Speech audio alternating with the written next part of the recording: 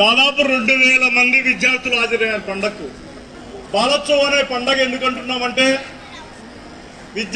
విద్యార్థులందరూ కూడా చదువుకొని అలసిపోయి ఉంటారు. మీలో ఉండేటువంటి నాలెడ్జ్ని, సృజనాత్మకతను వెలికి తీయడానికి మేము అనేక రకాలైనటువంటి కార్యక్రమాలు నిర్వహించినాం. ఈ నిర్వహించే సందర్భంలో మీకు ఎస్ఏ రైటింగ్, నెహ్రూ జీవితము, పిల్లలపైన ప్రభావం పెట్టాం.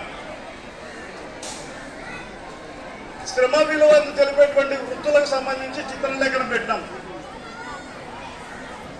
మీరందరూ రాశారు, ప్రైజులు కూడా మీ సారు చెప్పినాడు. మేము మొన్న కాలేజీకి వెళ్ళినాం. కాలేజీకి వెళ్తే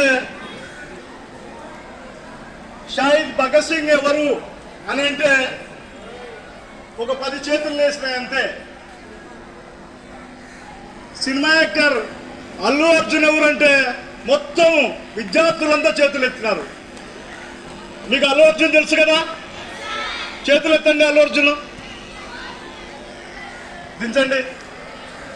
అల్లూరి సీతారామరాజు తెలుసా? ఓ, మీకు వెంకటరెడ్డి సారు చాలా అవేర్నెస్ కార్యక్రమం కల్పించినట్టున్నాడు. చాలా సంతోషంగా ఉంది. దించండి. జవహర్లాల్ నెహ్రూ, అల్లూరి సీతారామరాజు దించండి, చేతులు దించండి.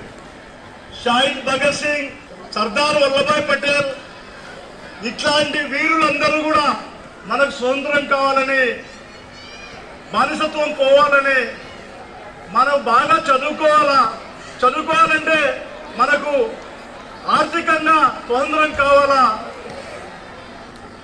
ఆర్థిక స్వాతంత్రం వస్తేనే చదువుకోగలుగుతామని చెప్పి తెల్లవాళ్ళకు వ్యతిరేకంగా పోరాడినట్టుగా మీరు జెండాలు కూడా ఎగరేసుకుంటున్నారు. 1947 సంవత్సరంలో మనకు ఆగస్టు 15 స్వాతంత్రం వచ్చింది. వచ్చినప్పటి నుంచి కూడా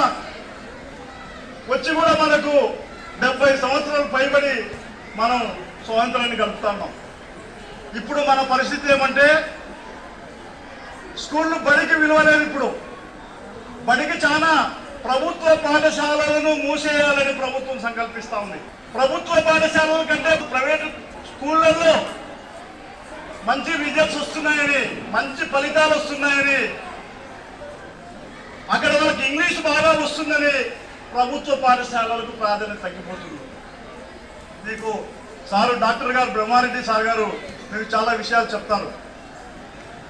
ప్రభుత్వ పాఠశాలను నిలబెట్టుకోవాలంటే పిల్లలందరూ కూడా కష్టపడి చదవాలా, కష్టపడి మంచి ఫలితాలు తీసుకొని రావాలా. 100కి 100% 10వ తరగతిలో మీరు ఉత్తీర్ణులైతే, మీరు పాస్ అయితే ఈ బళ్ళు మిగులుతాయి, లేకపోతే మిగలవు. 100కి 100% పాస్ కావాలంటే ఉపాధ్యాయులే కాదు, మీ ఇంట్లో మీ తల్లిదండ్రులు కూడా శ్రద్ధ తీసుకోవాలా. తల్లిదండ్రులు శ్రద్ధ తీసుకోవాలంటే ఈరోజు పరిస్థితి ఎట్లా ఉంది? మీ అమ్మా నాన్న కష్టపడితే కానీ స్కూల్కు పంపించలేని పరిస్థితుల్లో ఉన్నారు. ఇంట్లో కష్టం చేసుకుంటూ డ్రైవర్ గానో, కూలీగానో, పొలం పని చేసుకోనో కష్టపడితే తప్ప, కష్టపడి మొత్తం ఇంట్లో నీకు అన్నం పెట్టగలిగితే తప్ప చదివించుకోలేదు కదా. ఆ రకంగా కష్టపడి చదివించినప్పుడు నిజంగా మీ హీరోలు ఎవరు? అల్లు అర్జున మీ హీరో, అమ్మా నాన్నలా? తర్వాత మీకు చదువు చెప్పేవాళ్ళు, చదువు చెప్పే ఉపాధ్యాయులు మీ హీరోలు. మీకు కష్టపడి చదివించేటువంటి అమ్మా నాన్న మీ హీరోలు. అల్లు అర్జునులు, ప్రభాసులు, మహేష్ బాబులు కాదు.